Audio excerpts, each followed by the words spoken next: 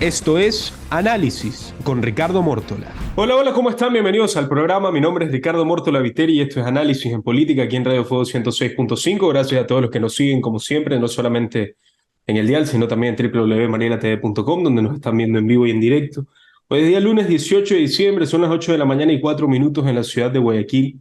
Para mí es un placer, como siempre, ustedes saben, hacer el programa de política todos los lunes de 8 a 9 de la mañana, la sección de política que tenemos aquí en Radio Fuego 106.5 y en nuestro canal YouTube Mariela TV, donde en un puñado de horas después, a horas de la tarde en Ecuador, a hora de mañana todavía no, se suben nuestras entrevistas ya resumidas y con los mejores momentos a nuestro canal YouTube, así que para que también puedan ver todo ese contenido. Bueno, ayer Chile rechazó un nuevo proyecto de constitución.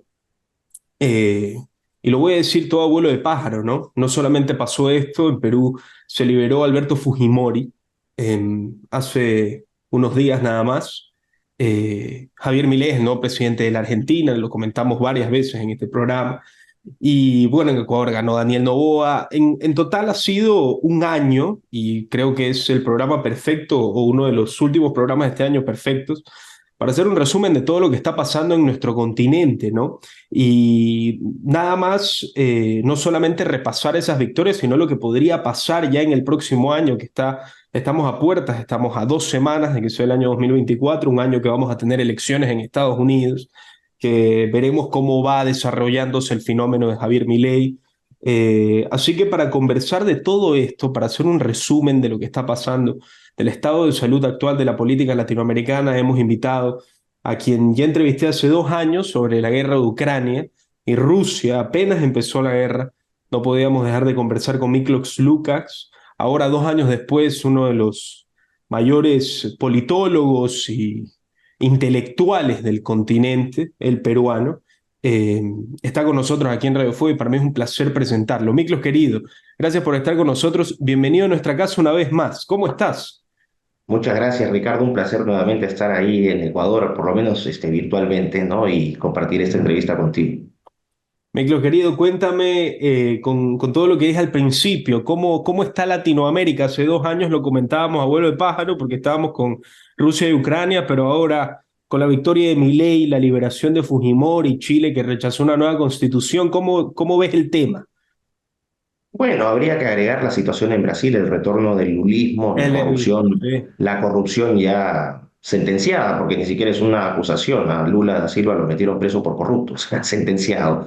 Un sentenciado por corrupción en el poder, la situación en México, con elecciones también pronto ahí, y Morena, que es el partido de izquierda, el partido de gobierno de López Obrador, cediéndole la posta a quien probablemente va a ser la presidenta, que es Claudia Sheinbaum, una mujer que está completamente alineada con la agenda arcoíris, la agenda progresista, el aborto, la ideología de género, el feminismo radical y obviamente en lo económico, ¿no? Bajo el cuento del progreso, la mayor proceso de aceleración en la digitalización de la economía, limitación de libertades, o sea, el continente no cierra bien. Yo creo que está un poquito peor a lo que está hace 2 años, ¿no? Hace 2 años estábamos saliendo, ¿no? El tiempo más o menos que estábamos haciendo esta entrevista, estábamos en plena pandemia o saliendo de la pandemia Sí. y había cierta esperanza, ¿no? Después de estos encierros, después de esta catástrofe económica que significó el encierro de muchas personas, la pérdida de estos microempleos, de estos emprendimientos, mucha gente que se quedó en la calle, había una esperanza de que la región iba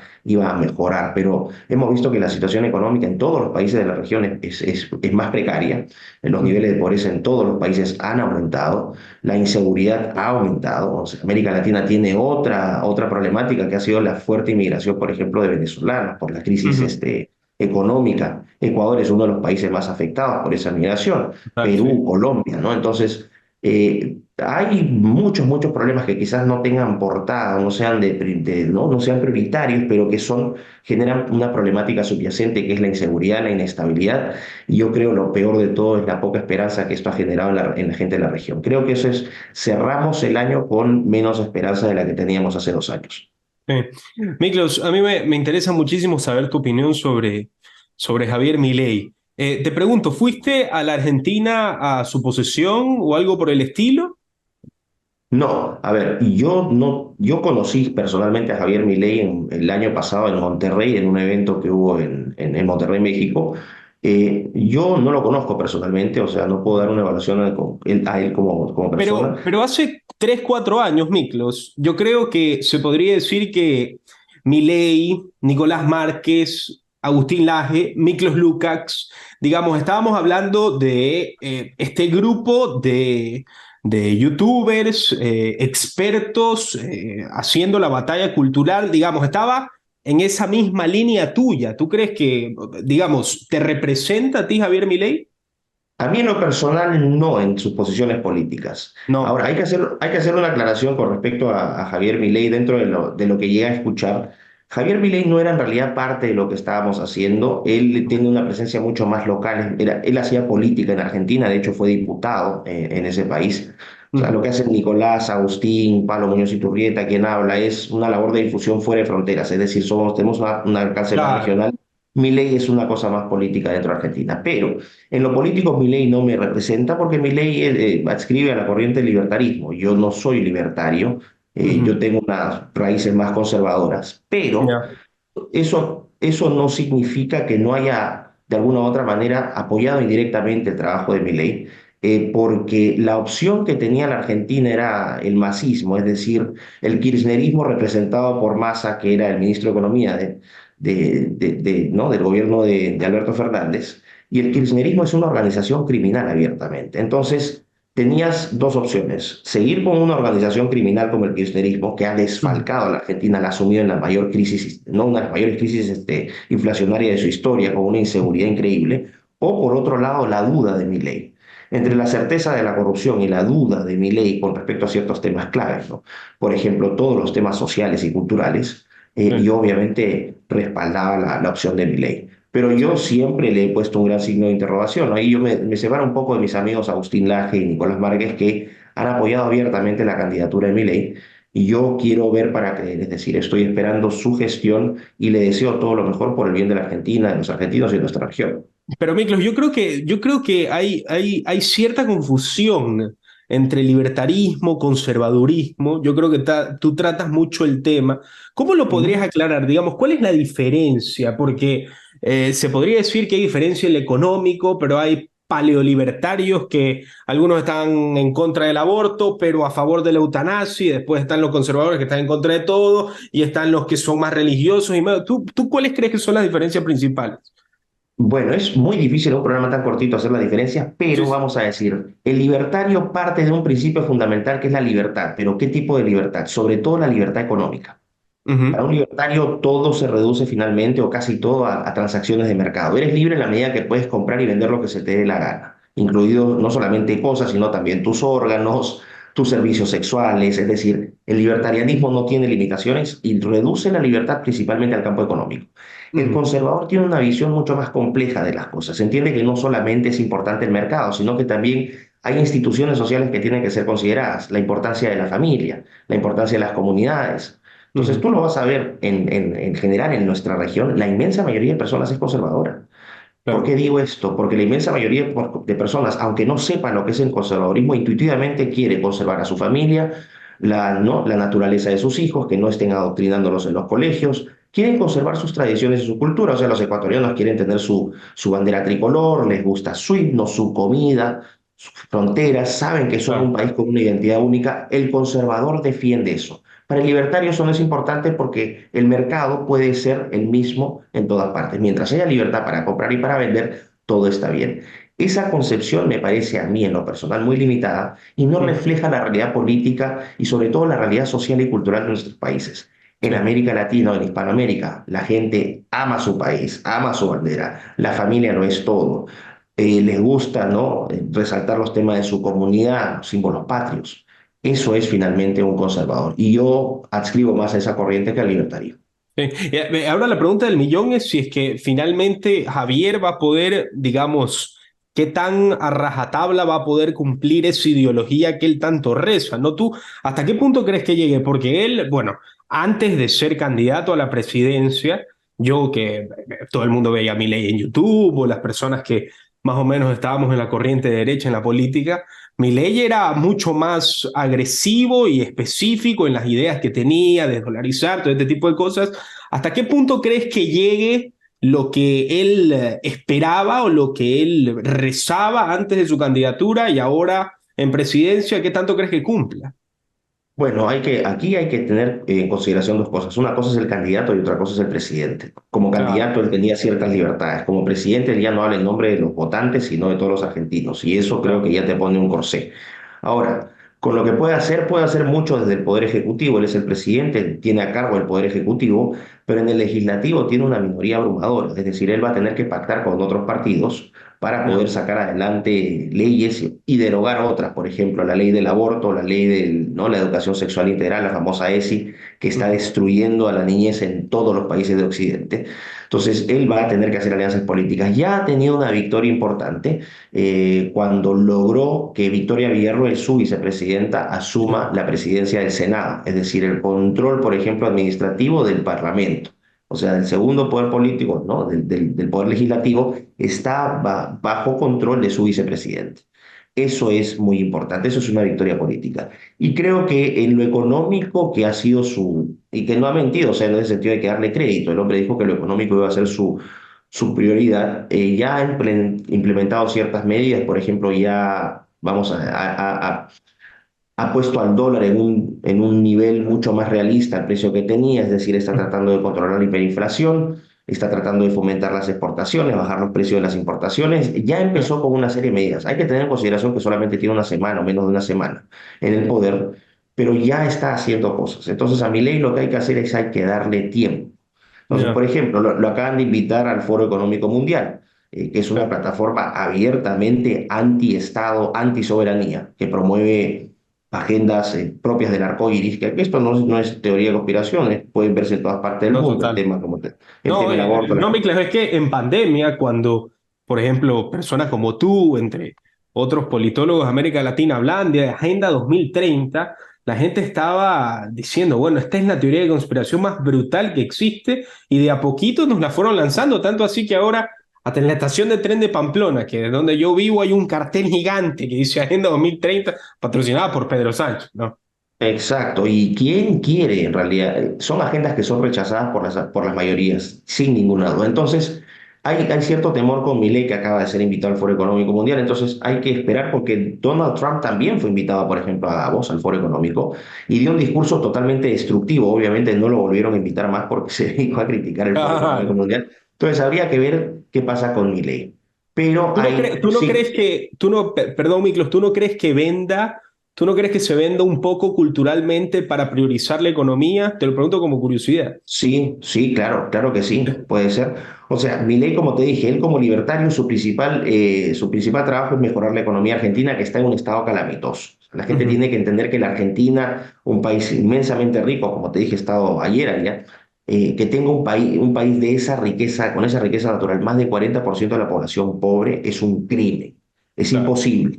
Entonces, él está atendiendo los problemas, ojo que para la gente de pie, no del análisis político, para la gente de a pie son más importantes. Si no claro. tienes que comer, si no tienes cómo mandar a tus hijos al colegio, si no puedes pagarte la salud, tú no vas a estar pensando en la agenda arcoíris, agenda 2030, estas cosas son de importancia terciaria. Total. Resuélveme la economía, lo cual no significa que la ignorancia de la gente sobre el impacto de estas agendas tenga que ser menoscabado o ignorada, porque lo cultural es el substrato de lo económico. Creo que mi ley tiene que entender, ojalá que entienda, que lo económico no va a cambiar si es que lo cultural sigue siendo manipulado y sigue siendo afectado de la manera como ha sido afectada por estas agendas antiestatales, antisoberanistas, ¿no? que están implementándose desde el extranjero.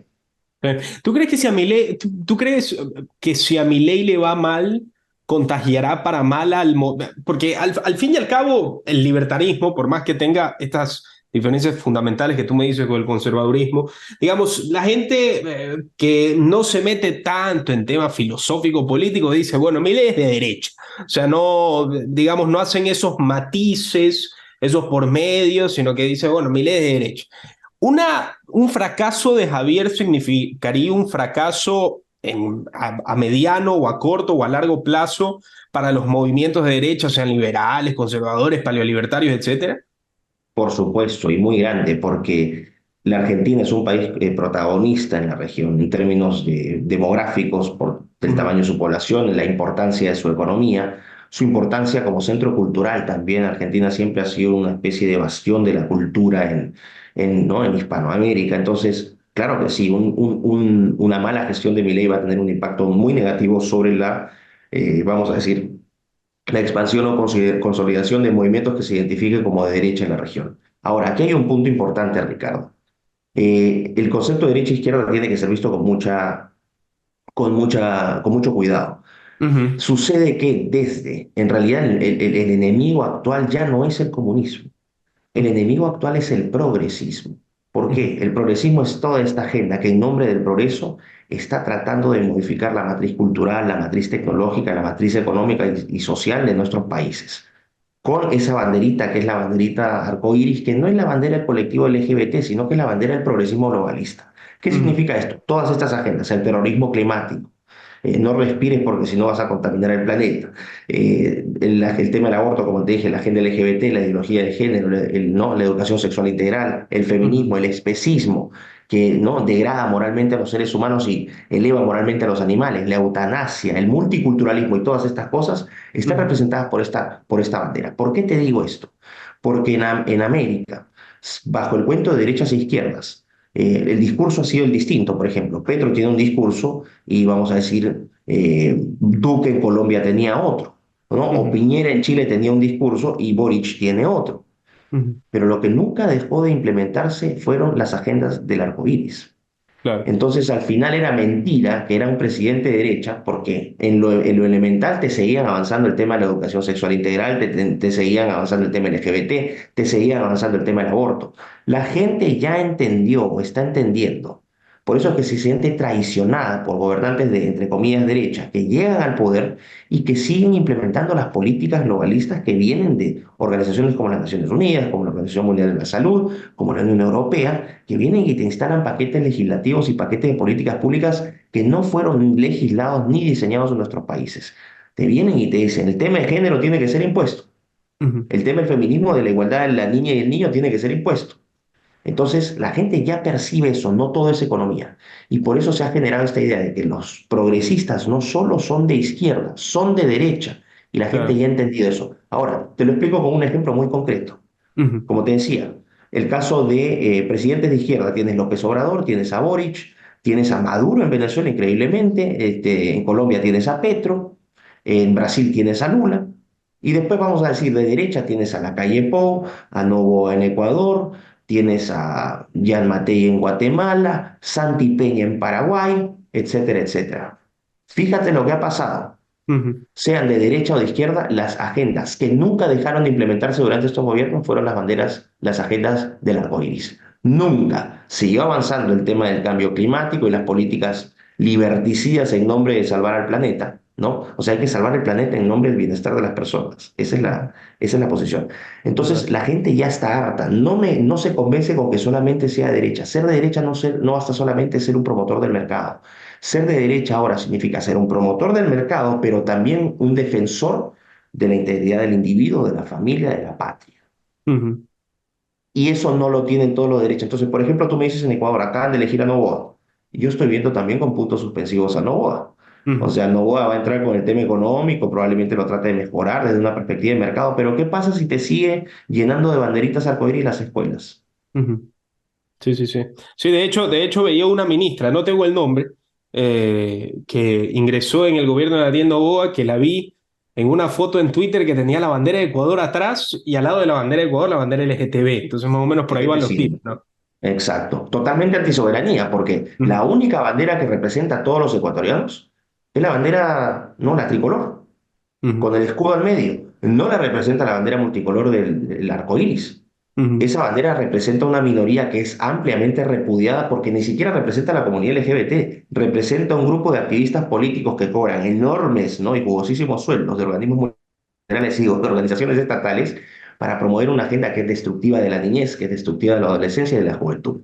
O sea, sí. hay que mantener las cosas. Miklos, pero ahí cómo hacemos, digamos, ¿cuál es la contraposición? Porque yo siento que cuando se crean estas figuras que podrían hacerle frente a estas ideas, a este progresismo globalista, eh, digamos, van cayendo los soldados. Porque, por ejemplo, Milei, puntos suspensivos, lo tenemos aún así, a pesar Ujú. de todo el tema económico de Milei, etc. Tú me pones el ejemplo de Nuevo Ecuador. Está José Antonio Cast, que quería aprobar esta nueva constitución en Chile. Ahora a Giorgia Meloni, bueno, ahorita yo ya me estoy yendo a Europa, pero a Meloni también se la criticó bastante porque hablaba de que había que cerrar las fronteras un poco y no fue más o menos el caso, digamos, ahí cómo se hace la contraparte si es que los soldados de este lado se van cayendo. Bueno, si se caen los soldados, se levantan otros y siguen tomando armas. O sea, uno no puede parar en esto. Y ojo, que estamos en una posición en una asimetría de poder total. Lo que nosotros hacemos es guerrilla de teclado. O sea, lo que podemos hacer con nuestras laptops, lo que podemos hacer con nuestros libros, lo que podemos hacer con la difusión de nuestras ideas en redes sociales. Competimos contra organizaciones que financian esto con millones de dólares. Estas agendas son millonarias. Y aún así seguimos dando pelea. No hay que bajar los brazos porque lo que estamos defendiendo es lo más importante. Estamos defendiendo a nuestros hijos, nuestras familias, nuestras comunidades, nuestros países. Yo como peruano quiero seguir teniendo mi bandera roja y blanca representándome y no ese trapo asqueroso que es el trapo arcoíris que no representa a nadie. Los ecuatorianos van a tener su propia bandera, su propia identidad. Mira, yo veo acá a mi amigo que está detrás en cabina, perfil bajo, obviamente él no sale, pero él está Sí, Emil, motivado, sí, sí, motivado sí, está ahí, sí. Sí, está ¿por qué? sintiendo Emil, claro, él Y no es parte, es solamente, y te protagonista de la digo, entrevista, Emil. y no solamente él, yo te puedo decir con absoluta certeza que toda su familia, todos sus amigos, toda su gente, todos los ecuatorianos que él conoce piensan como yo te lo estoy diciendo. Están hartos ¿no? del ataque sistemático y criminal que estos sujetos están haciendo, aprovechando el uso del Estado para ir por nuestros niños. Porque Sí. esa obsesión por atacar a los niños y su sexualidad. Entonces, voy a decirte qué ha pasado y vuelvo para no desviarme con la pregunta. Ujú. Cast ha pagado un precio muy, muy grande con la derrota de su propuesta de nueva constitución. Ayer hubo un proceso en Chile donde se votó a favor o en contra de una segunda constitución que iba a reemplazar a la constitución pinochetista. Chile Mm, no necesita ninguna otra constitución. Kass fue muy claro en decir que él no iba a avalar ninguna nueva constitución. De hecho, en el último proceso, ¿no? En el referéndum, el a favor y ¿no? el rechazo o el apruebo, claro, Kass fue por el rechazo y el por rechazo supuesto. ganó por un abrumador 62%. Sí. Ahora, inexplicablemente, Casta ha dicho que esta nueva constitución sí es fantástica.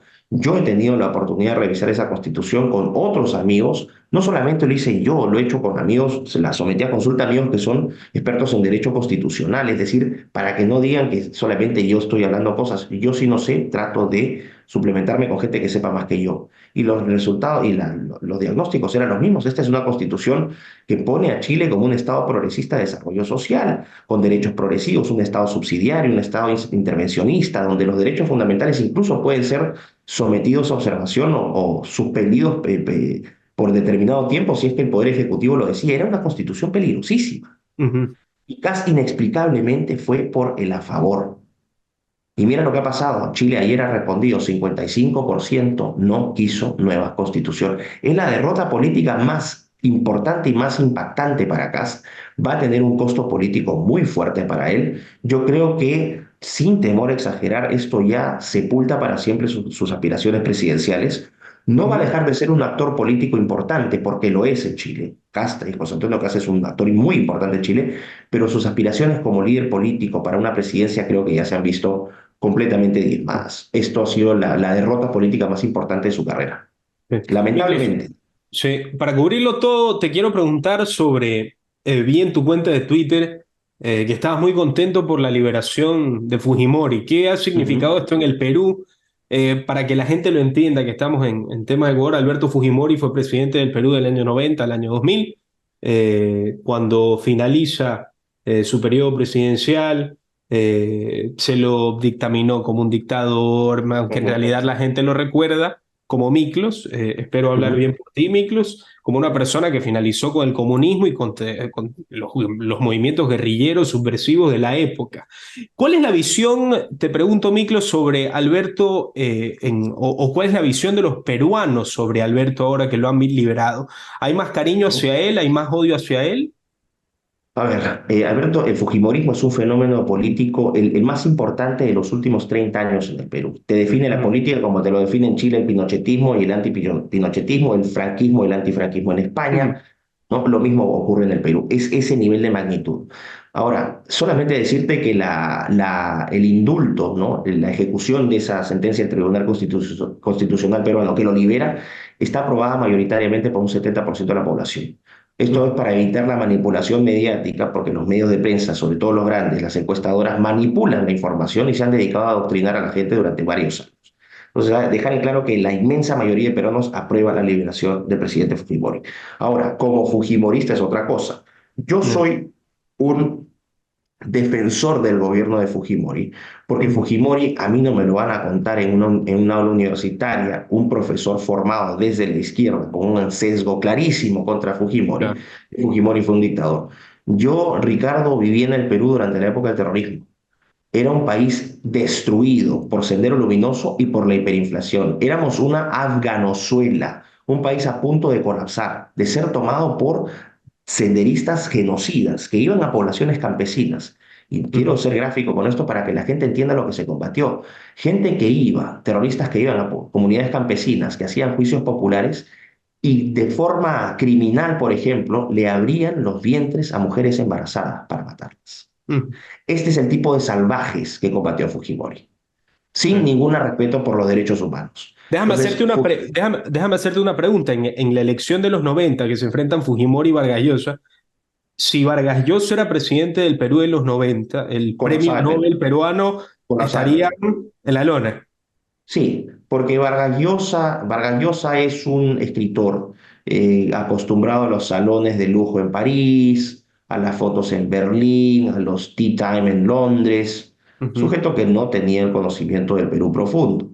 Que lo haya viajado en campaña es otra cosa. Mi valoración sobre Vargas Llosa como político es la peor. Yo lo considero un ser nefasto desde lo político. Desde lo literario no he leído nunca su obra, pero bueno, ha ganado el Nobel, entonces me imagino que debe ser una persona importante, pero a mí en lo político yo lo valoro como un ser nefasto para el Perú. Pero en el caso de Fujimori, Fujimori toma el país, toma el control del país, y no te digo, en 10 años lo transformó Ujú. completamente. No solamente derrotó al terrorismo, sino que derrotó a la hiperinflación que estaba destruyendo al Perú. Logró la paz, cerró el problema de fronteras con Chile. Cerramos el tema de fronteras con ustedes, la paz con el Ujú. Ecuador, Sí, ¿no? El correcto. Tratado de Itamaraty en el 97. Es decir, perdón, este presidente hizo en 10 años lo que no hicieron lo que no hicieron otros en 20, 30. Entonces, ¿cómo no voy a ser agradecido a una persona que permitió que los campesinos, que la gente más afectada, tuviese carreteras, postas, hospitales, escuelas, que pudiese comerciar, que pudiese vender sus productos, que pudiese empezar a exportar? Ujú. ¿Por qué crees que Fujimori tiene un respaldo tan fuerte en las zonas rurales más alejadas del Perú? Porque ahí donde no llegó ningún presidente, llegó Fujimori. Y yo nunca, yo siento un desprecio, es una cosa personal, yo Ajá. siento un desprecio enorme por la clase intelectual, la élite política y Ujú. económica del Perú. Es un Ya. desprecio absoluto, porque es gente completamente desconectada de la realidad. Es gente que ha Dame un par utilizado de nombres que representen esa clase, para más o menos ponernos en cuestión. por ejemplo, el Grupo El Comercio, Graña Miro Quesada, por Ujú. ejemplo, ¿no? O también los Villarán, la familia Villarán, Ujú. gente que no, gente que ha utilizado el poder para enquistarse y para destruir el Perú, para saquearlo. Entonces, su interés nunca fue el desarrollo nacional. Nosotros hemos tenido, a diferencia, por ejemplo, de la élite en Chile, una Ujú. élite económica comprometida con el desarrollo de Chile. Tú ves Ujú. los resultados de eso. Era una élite que quería desarrollar a su país. El compromiso era con su país, Ujú. ¿no? Y ahí empiezas con presidentes como Aníbal Pinto, del fin del siglo XIX, ya tienes una tradición de desarrollo nacional. En Perú no, los recursos, había recursos, se trataban, ¿no? Se privatizaban y se explotaban. Es una clase predatoria. Entonces, esa gente es la que desprecia a Fujimori, que también lo veían con desdén porque era el chinito, ese japonesito, Ujú. ¿no? Sí, No sí, lo sí. veían como peruano. Y estos ahora son los promotores del antirracismo, los que se casan entre ellos ahora, se siguen casando entre ellos y siguen siendo promotores del antirracismo. Es increíble, son Sí. despreciables. Bueno, esa Miklos, gente desprecia a Fujimori. Fujimori está Miklos, en el corazón del pueblo. te pregunto, salvando las distancias, ¿no? Para más o menos ver cómo nos ubicamos en este sentido. Bukele es una imagen rediviva de lo que fue en su momento, con los cambios de tiempo y con sus distancias, lo que fue Fujimori o Pinochet en Chile. No, no, no, no, no, no, No. no, no, no, de ninguna manera. O sea, partiendo por la realidad de El Salvador es un país muy pequeñito, ¿Ya? Económicamente, culturalmente y políticamente no tiene mayor relevancia en la región, ni siquiera en Centroamérica. Ujú, Perú y Chile son la quinta y sexta economía de la región, es otra cosa. Lo que encontró Pinochet también fue otra cosa. O sea, Pinochet logra el poder después de este golpe de Estado del 73 con un presidente que estaba destruyendo a Chile. Por ujú, ejemplo, una anécdota, la gente en las calles votaba maíz en Santiago, ujú. haciéndole a los militares decirles, ustedes son unas gallinas, este sujeto está destruyendo Chile y ustedes no hacen absolutamente nada. Hay un montón de cosas que la historia ha obviado, ¿no? La historia, por ejemplo, de los enemigos de la verdad, que son todas estas personas que han satanizado estos gobiernos. En el caso de Perú, Fujimori encuentra, como te dije, este país destrozado, a punto Ujú, de colapsar.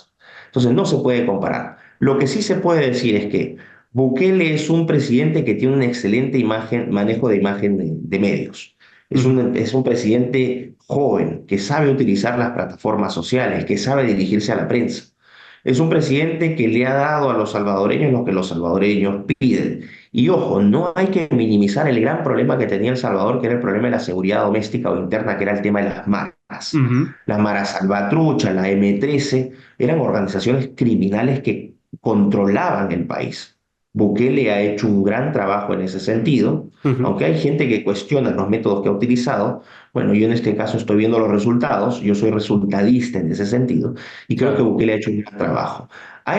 Tiene otro mérito enorme, que ha puesto a El Salvador, un paísito que no tiene, como te digo, mayor relevancia, no es menoscabar a los salvadoreños, es una verdad, su país es Claro. pequeñito, no tiene Sí. mayor relevancia, y lo ha puesto en el mapa. Eso ya también es un tremendo mérito. ¿No? Y en temas de infraestructura pública también está trabajando bastante. Ha inaugurado hospitales, escuelas, la biblioteca de Nueva El Salvador, que está muy bonita. O sea, por lo menos la imagen que da al extranjero es este presidente está haciendo cosas. ¿Cuál es el problema de Bukele? Que se le critica mucho en El Salvador, que está concentrando demasiado poder. Ujú. Eso no es necesariamente malo. En épocas de crisis yo creo que las decisiones tienen que centralizarse, porque si no el proceso democrático lo hace absolutamente poco eficiente y hasta Total. problemático. Total. Pero Sí. el problema de acumular mucho poder y no irlo, ¿no?, delegando gradualmente es que siempre terminas mal. Y Sí. eso es lo que yo espero que no pase en El Salvador, que sé que Bukele se va a lanzar a un segundo periodo presidencial y estoy seguro que va a arrasar, pero ojalá que ¿no?, el elixir del poder no lo termine alocando y finalmente ensimismándolo. Eso sería terrible. Sí. Miklos, como último tema, antes de finalizar la entrevista y agradecerte, me gustaría, bueno, empieza este año 2024, que ya se viene, y hay elecciones en Estados Unidos, ¿no? Parece que Ujú. Trump va a ser el candidato al Partido Republicano, a pesar de que hace un año se armó para mí, la cantinflesca teoría que Ron DeSantis podía hacerle frente al expresidente. Yo creo, no sé si tú estarás de acuerdo conmigo, que fue una gran estrategia de los medios de comunicación más grande de los Estados Unidos para dividir al Partido Republicano cuando no había ningún tipo de necesidad y cuando no había partido, en mi opinión, a pesar de que las encuestas decían lo contrario, pero ya sabemos quién hace las encuestas. Trump parece que se va a enfrentar a Biden, a no ser que haya alguna sorpresa, porque parece que Biden se quiere lanzar y tampoco es que hay ningún otro candidato que esté por detrás que tú digas, bueno, te va a romper todo y va a hacer que Biden no se lance. Yo, por lo que he visto, Trump es el favorito, pero de aquí a noviembre puede pasar cualquier cosa, y más aún con el tema de las acusaciones que se tiene en contra de Trump para evitarle lanzarlo, para ensuciar su Ujú. imagen, cuando al contrario, eso enaltece su imagen, aunque parezca mentira. ¿Cómo ves esa elección, Miklos? Interesante. Bueno, comparto plenamente lo que dijiste al inicio, ¿no? Poner a Ron DeSantis como contraparte de Donald Trump me pareció un despropósito, sin menospreciar la importancia que tiene Ron DeSantis, por No, ejemplo, en la totalmente. política de Estados Unidos, ¿no? O sea, es un líder republicano, yo diría el segundo más visible en estos momentos después de Trump, pero la distancia entre el primero y el segundo es sideral, o sea, no es que haya una similitud de pesos, es una relevancia política completamente distinta. Sí. Entonces, ahí tenemos ese punto, ¿no? Trump es el gran candidato que va a lanzar el Partido Republicano, que va a tener no solamente resistencia dentro del partido, o sea, con los demócratas, sino dentro del Partido Republicano, que están los Ujú. famosos rhinos, ¿no? Estos Republicans only in name, republicanos solo de nombre, que son Claro. finalmente progresistas camuflados como conservadores. Lo que te decía, esta dicotomía izquierda-derecha, gente que se presenta derecha, pero que en realidad es progre. Bueno. Total. En el caso de Biden, Biden es un sujeto que hasta ahora nadie se explica cómo llegó a la presidencia. Yo hablaría de un presunto fraude abiertamente, y digo presunto para evitar problemas penales, ¿no? Sí, Presunto fraude, porque se me hace inverosímil que un sujeto con demencia senil, físicamente tan desgastado, presunto pedófilo, ¿no? Haya sido total. elegido con 88 millones de votos. No me Sí, cierra eso. Eso sí. no me cierra. Y, Entonces de- creo y, que hay de- un... y te agrego un dato, Miklos, que tú lo conoces. Algo que parece increíble es que la gente se confundía porque creía que el voto por correo se dio en Estados Unidos cuando no fue voto por correo, sino fue voto universal, que Así llegaban es. paquetes de votaciones a todos lados. Y justamente en los estados pendulares o oscilantes se cambiaron las leyes de voto para que Así se es. aligere la posibilidad de que cualquier persona documentada o indocumentada vote. O sea, digamos, Es no se escandaloso. puede decir sí o sí hubo fraude porque no tenemos las pruebas, pero si es que hubo alguna posibilidad, o sea, es en esta elección por todo el contexto, ¿no? Claro. Hay múltiples y muy evidentes indicios de fraude que no han sido debidamente investigados. Entonces voy a poner que hubo presunto fraude. Mi Sí, mente ya sabe, para mí yo tengo una opinión, pero vamos a decir presunto fraude. Entonces, en esta elección del 2024, yo creo que Donald Trump va a ser el candidato, pero ojo, no solamente va a ser el candidato de los republicanos, va a ser el candidato también de los demócratas que han sido severamente afectados por la situación económica en los Estados Unidos, claro. principalmente en los estados liderados por demócratas, que son los estados de la costa: Nueva Ujú, York, California, Oregon, Washington State, ¿no? Tienes New Jersey. Todos estos estados, los estados de, ¿no? Pennsylvania, ujú. Iowa, todos estos estados que han sido destruidos por los demócratas. Entonces, ¿qué es lo que creo que va a pasar? No sé, dudo mucho que Biden se presente. Si Biden se presenta, es imposible maquillar un fraude. Es Ya. imposible maquillar un fraude porque es imposible justificar la elección de un sujeto tan decrépito, tan demacrado, tan poco competente. Ujú. Pero mira, el mundo hoy es una caja de sorpresas. No sé qué va a pasar. Tendría que tener una bolita de cristal. Sí creo que se van a consolidar los movimientos, como se dice en inglés, grassroots, ¿no? De base, de conservadores en los Estados Unidos. Creo que eso sí va a jugar un rol muy importante, y creo que van a tener un rol importante, sobre todo en la elección de la Casa de los Representantes, donde los Claro. republicanos no tenían mayoría y creo que van a volver a tener mayoría. Sí. Y la última para terminar, Miklos, en tema de identidad conservadora en el continente, desde Estados Unidos hasta la Patagonia. Evidentemente la victoria de Trump le da identidad a la Ujú. derecha, al conservadurismo en el continente. En el peor de los casos, que por alguna razón inexplicable Donald Trump no gane la presidencia, evidentemente ya no se volvería a lanzar. ¿Quién toma la posta o quiénes toman la posta? ¿Quiénes crees que son los titulares del equipo del conservadurismo, al menos en Occidente, en tema político? ¿O Bueno, quiénes serían? En los Estados Unidos, quien tomaría la posta de manera natural creo que sería Ron DeSantis, a Ujú, menos que aparezca otro político estadounidense de esa envergadura, que no lo veo. En Occidente ahorita tenemos un gran líder que es Víctor Orbán en Hungría, que es el total. único líder político que yo banco, como se dice en Argentina, completamente. Para mí Víctor Orbán es el gran defensor de las libertades en Occidente. Ah. Y tú tienes Eh, raíces húngaras, Miklo, entonces lo y conoces yo, aún y más. yo viví en Hungría, yo viví en Hungría 6 meses el año pasado, invitado precisamente por el gobierno húngaro para trabajar con ellos. Conocí al primer ministro Orbán, conocí a Katalin Novak, la presidenta, su gabinete, a todo el equipo de asesores, y estuve ya 6 meses trabajando con ellos. Tengo muy buenas relaciones con los húngaros. Creo que el modelo de Hungría es el que se tendría que replicar en todo Occidente, ¿no? Un modelo que defiende la patria, las fronteras. Los húngaros no aceptan inmigración ilegal de musulmanes, a pesar de las presiones de la Unión Europea. Curiosamente, es la capital más segura de Europa en estos momentos. Es el Ujú. único país que está creciendo fuertemente, a pesar de las restricciones que le ha impuesto la propia Unión Europea. Es un país seguro, próspero, donde tú caminas por la calle y lo que vas a ver son niños jugando con sus abuelitos, con otros amigos, hombre y mujer tomados de la mano con sus familias. No vas a ver a Transformers, ¿no? Con los pelos así totalmente modificados. No, vas a encontrar gente normal. Hungría es un país que todos soñarían tener. Y eso es Hungría. Entonces, obviamente, un país al cual le va tan bien hay que hacerle la mayor mala prensa posible. Pero los húngaros están felices con Orbán, y Hungría en estos momentos es un modelo para el resto del mundo. Totalmente. Miklos Lucas estuvo con nosotros aquí en Radio Fuego 106.5. Miklos, querido, te agradezco, te mando un abrazo, gracias por estar con nosotros, seguramente conversaremos muy pronto. Gracias, Ricardo. Un fuerte abrazo para toda la gente en Ecuador. Avisarles que en marzo estoy por allá, voy a estar en Quito, Cuenca y Guayaquil.